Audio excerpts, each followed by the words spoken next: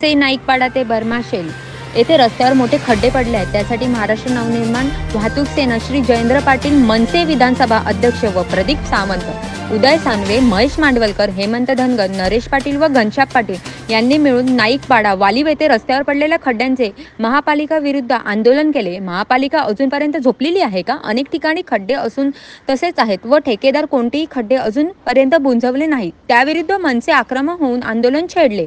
आपली Vasai live news Waliv. जय महाराष्ट्र। मी उदय संगले, मन vice Vasai शहर संघटक तसेच उपशहर संघटक वसई शहर।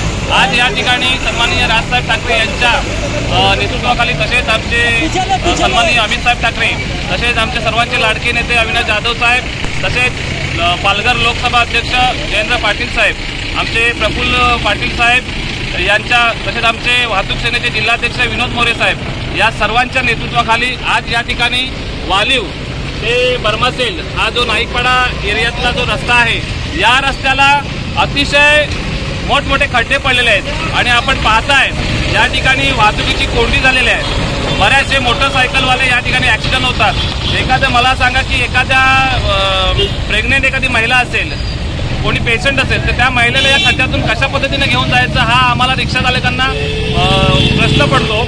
तर या ठिकाणी रिक्षा चालक आणि सर्व चालक मालक या ठिकाणी अतिशय त्रस्त होऊन या ठिकाणी आज आंदोलनासाठी उतरलेले आहेत। आणि मला वाटतं आज पाऊस पडल्यानंतर कमसे कम महिनाभर झाला, म्हणजे महिना झाल्यापासून आम्ही हा त्रास सहन करतोय। या अधिकाऱ्यांना याची जाग येत नाही का? हे काम कधी करणार अधिकारी?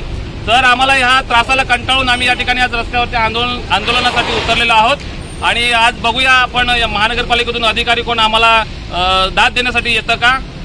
तुर्तास थांबतो। जय हिंद, जय महाराष्ट्र।